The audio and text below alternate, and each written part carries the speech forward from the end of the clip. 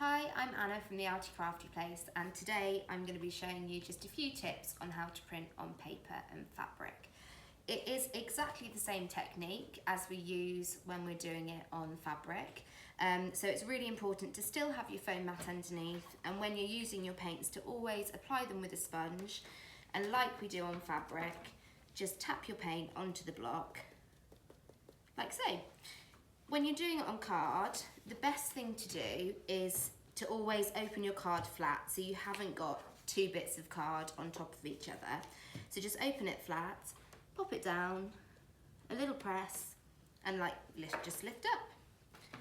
So when I'm doing cards, I like to use our fabric paint, but you can actually use any paint with them. Emulsion's really good, chalk paint's really good, even acrylic. But our fabric paints work really well. It's just best to use kind of darker colours on lighter paper, just exactly the same with the fabric. If you were using like a dark black tissue, for example, you wouldn't want to use our mustard paint or a really light blue because it's just not going to show up very well. So that's it with cards. When you're doing it on tissue paper, which looks beautiful, it's just really important, because it's much thinner than paper, it's just really important that when you actually come to do it, once you've put your paint on your block, just be quite careful that you're not putting too much on. And then when you pop it down on the tissue paper, try and get your fingers on either side of the block on the tissue paper so that when you pull it up, you're holding the tissue paper down and then it doesn't come up, and that's really lovely. And the other thing which is really, really nice to do is brown paper bags.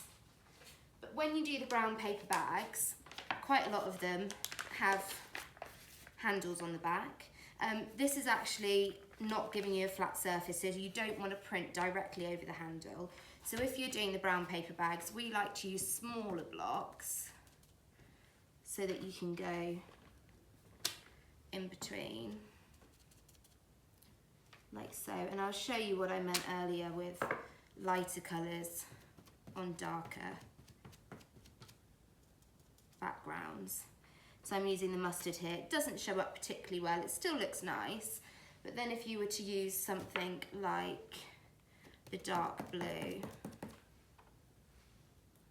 for example, it's going to be really vibrant. And that really is it.